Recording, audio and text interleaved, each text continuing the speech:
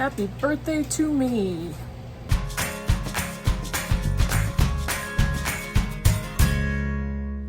Hey BookTube, it's Kim at Middle of the Book March, and this is my bookish week for Sunday, July 30th, my birthday, yay!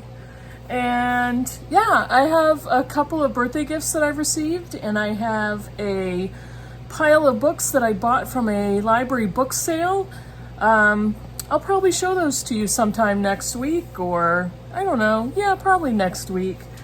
Maybe I'll spread them out, I don't know. But I did have an interesting bookish week last week, and let's get on to that. So let me tell you about that. Now, there was a coincidence that happened, and I didn't set this up on purpose. But if you've been watching, I've been reading Demon Copperhead, and I have finished it. And I was also reading Dope Sick by Beth Macy. Okay, I'm going to talk about both these books separately, but they go together, and I didn't plan that. So let's talk about Demon Copperhead. I may get skewered for this, but I thought the book was average, good to average. I didn't love it. It wasn't a rave review for me. Why not? Why? Because Kingsolver is a preacher, and in her writing she preaches, not in a good way. And when I read Unsheltered, her book before, her latest novel before this one, I couldn't stand that one. And I was reading it for a buddy read, and I read the whole thing. I read the whole thing. Simply to talk about it, I couldn't stand it. So I was leery going into this one. And I didn't have that same violent reaction to this one, but I still did not love it. This, as everybody knows, is a retelling or reimagining of the David Copperfield story from Charles Dickens. You do not have to read David Copperfield to enjoy or understand this book. It's simply, if you read this one, and if you've already read David Copperfield, you can see the parallels. There's no need to understand Copperfield to enjoy Copperhead. Kingsolver sets this in Appalachia, in Lee County, Virginia, and it's at the height of the opioid epidemic in its infancy. And she starts off with a boy being born, and his name becomes Demon Copperhead. And he is born under the worst of circumstances to a poor, single, 18-year-old, drug-addicted and alcoholic mother. He is born, and she's unconscious as he's being born. Both of them would have died had it not been for the neighbors to come into the home to check on her, knowing how pregnant she was, and found that he had already been born on the floor of the bathroom. The thing that saved him was he was born with the amniotic sac still around him, so he had a fighting chance. But the book details his life, so it's kind of a coming-of-age story. And we read about Demon's childhood and his mother's addiction and the poverty that they live with. We read about what happens to her and the men in her life and the relationships that she's trying to have and trying to be a success at.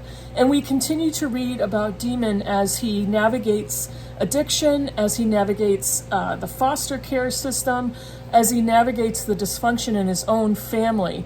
Fortunately, he is surrounded by people, friends who love him, friends, families, and parents that help take care of him, in a very close-knit community where everybody knows everybody, and he's cared for and paid attention to, but not to the level that he deserves. He doesn't have a functional parent. His father was dead before he was born, and so that's the backdrop of the story. Now, what Kingsolver does is she parallels Demon's journey through life as if he were David Copperfield. So he meets a specific girl, he goes away to a foster home where he attends school with another group of boys, and there's kind of a boy that rises as to the leader of a group of boys. But all along the way in his life are drugs, are opioids, are addicts, and the kind of the atmosphere and the community that entails. So his life is very difficult. It can be violent, it's scary, it is traumatizing, and that's the atmosphere of the book. The voice of Demon in this book is a very interesting one. His voice is very strong. His personality is very strong. The part that I had a problem with is she overwrites him consistently the entire novel. It's almost as if she is writing a teenage boy and imagining what this teenage boy would think and feel, and she's trying to write the language that he would speak and the way that he would think. And I think a lot of the times she missed the mark on that. But she also inserts her preachiness within the text. So she is speaking in Demon's voice, whether internally or in dialogue, but then she stops to explain something that is clearly Kingsolver's voice of explaining a social ill in our current cultural climate, or she's over-explaining why something happened. She is talking about the opioid epidemic and crisis in Appalachia and why that happened, how the drug companies targeted that area of the country. She's talking about corporate greed and the dismantling of the coal mine business and employment in the Appalachian area. She is railing against the foster care system and Division of Social Services, and she's going off on all kinds of topics, but she's doing it in the voice of Demon Copperhead as a character. So that part she kind of, I don't know, her technique was to write it within his mindset and within his dialogue. We meet a lot of different, very colorful characters. We meet social workers and child service workers and foster parents, and we meet addicts and all kinds of people, friends of his. He's pretty much raises himself, if that makes sense, and not, he has no tools to do that well. He's just a child. But,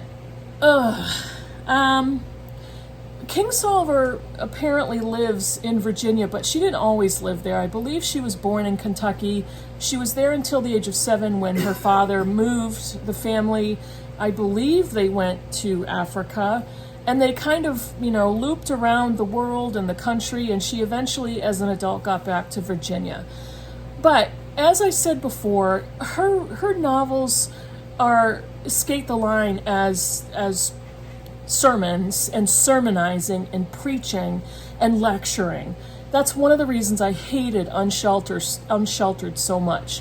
And this book is similar in that she's lecturing the reader about opioids and opiates and addiction. And I very clearly, my biggest assumption is she's never had to deal with that type of a life. Maybe she knew somebody in her world that did. I don't know. But she's picked that topic as a background for this novel. At the same time, I read Dopesick by Beth Macy, and I bounced between the text and the audiobook. Demon Copperhead uses some language that is pulled directly from Dopesick. And I'm not sure if Barbara Kingsolver read Dopesick or if she was aware of the book. I did not see any type of acknowledgement to Beth Macy or any text in Dopesick, but she pulled not sentences, but kind of descriptions, word for word, from this book. Now, Macy did an incredibly thorough job of research, so I'm wondering if a lot of the information that she gathered in this nonfiction book, Kingsolver may have gathered in her research to write a novel. I'm going to assume that's what it is. But Macy writes this book about the personal side of opioid addiction. Now, if any of you have read Empire of Pain by Patrick Radden Keefe, that was the nonfiction book about the Sackler dynasty, Purdue Pharma, and exactly what they did to people in Appalachia, in rural Maine, and rural New Hampshire, and all kinds of other rural areas of the country. They basically went out and looked for doctors who were writing the most prescriptions for opioid painkillers, and that's where they targeted the heaviest marketing for their company. And the revelations that she has in this book are so alarming and disturbing that it's so personally angering to know what corporate America and what this company did to people that were already struggling, in whether it was in relationships or finances or education. And she pulls no punches. She gives us the lives of real people. She gives us names of people who've lost their lives because of addiction. She gives us names of the parents, of the families, of the friends, the teachers, the employers, anybody that's been affected by a drug-addicted person in Appalachia. This is set in exactly the same county that Demon Copperhead is set, in Lee County. This one was so well done. The only issue I had with this nonfiction book is in the middle, she gets quite deep into the legal aspects, the police actions, and what the police are researching and tracking down. And that part I got a little muddy for me, because I really couldn't keep track of who was who and which police officer had to do with which case. But she follows people. She follows individuals through their addiction. She follows with their families. A lot of the people that are described in the book were young adults or older teenagers. She gives us the backgrounds into their lives, what they were like in school, what kind of children they were, what kind of lives they had, what kind of families they came from. This gives the personal magnification to Empire of Pain. And in that book, we see the corporate end of who started the addiction in Appalachia and who did the marketing and what the company, how much money the company made in selling opioids. And in this book, we see the personal effects of all of that business in Empire and what it did. So this is a very good book. She narrates the audiobook, which I really enjoyed. And if you've read Empire of Pain, I urge you to go and then read this one. I would suggest reading Empire of Pain first and then this book. So I would rather somebody read Empire of Pain and Dope Sick as a combination than Demon Copperhead. But Demon Copperhead does have a lot going for it. I did not respond to it as well as a lot of other readers did. So too bad. That was too bad. I'm getting very close to saying that Barbara Kingsolver is no longer going to be an author for me. What I would like to do is reread the Poisonwood Bible, which I loved many years ago, and I also have the Lacuna on my shelf that I'm considering reading, but I've also heard similar descriptions of that book as far as the preachiness and the lecturing. Kingsolver is very deep into social justice and social causes, and I think she writes a lot of that into her books. So there's a third book I finished. I read Blue Monday from Nikki French. Nikki French is a couple team of authors. And this is the beginning of the Frida Klein mystery series. This was so much fun, and I've already ordered the second book, which is Tuesday's Gone. Frida Klein, I loved her as a character. This is the story of a missing child criminal case. Frida Klein is a psychiatrist and psychoanalysis. She ends up kind of working as a forensic psychiatrist for the police department, so she partners with them to try to find a missing child.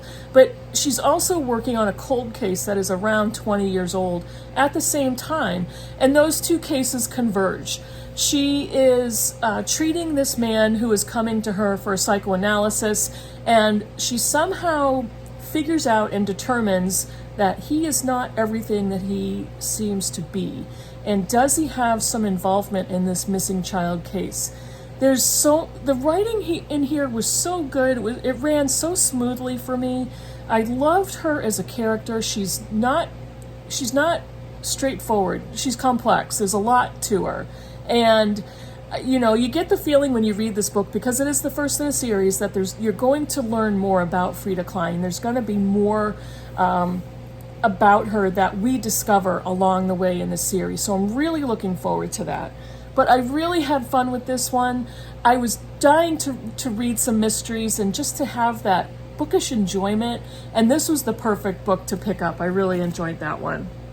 So, and I have two books that I'm currently reading. I am reading Farewell Happy Fields by Nora Holt with Britta Bowler as a buddy read for our Irish Women Novelist Project. Britta, if you're watching, this is going very slowly for me. Not because it's bad or I don't like it. I'm actually enjoying it, but I think I've been picking up some of the other books first, only to get kind of that rush from a plot in a mystery, and you know what I'm talking about. You're a crime writer.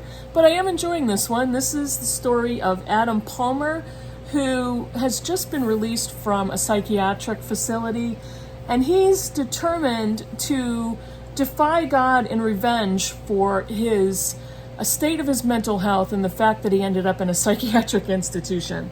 She's an Irish author. It's set in Ireland and England. And this book, when it came out, was banned in Ireland, which is so funny to me because so many Irish novels written in this era and even later that immediately get banned, usually by the Catholic Church, for their content.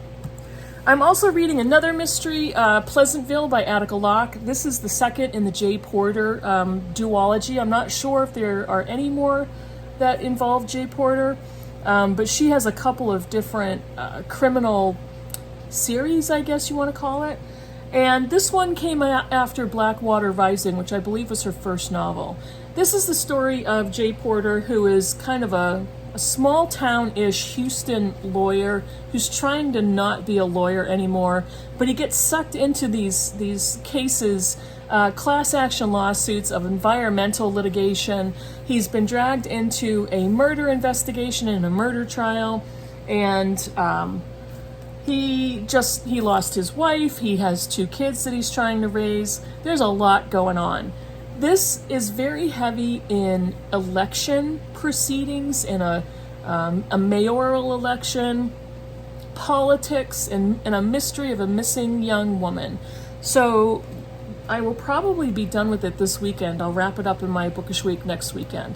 And but I've really enjoyed kind of getting into some crime mysteries. I think I'll stay on that that track.